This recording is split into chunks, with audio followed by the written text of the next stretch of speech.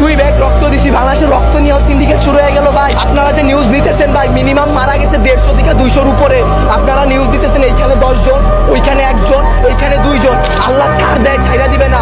ফেরাউনকে পানিতে ভাসাই দিতে আল্লাহ 2 মিনিট ভাবে নাই। আমরা তো পাপিষ্ঠ জাতি, আমরা তো খারাপ জাতি, আমাদের ডুবাই দিতে আল্লাহ 2 মিনিটও ভাববে না। তারা 36 দিন পর তারা এনসিপি গঠন করে, তারা নির্বাচন চায়, তারা এই করে, তারা সেই করে। তারা বাংলাদেশের বালেরও উন্নয়ন করতে পারে না।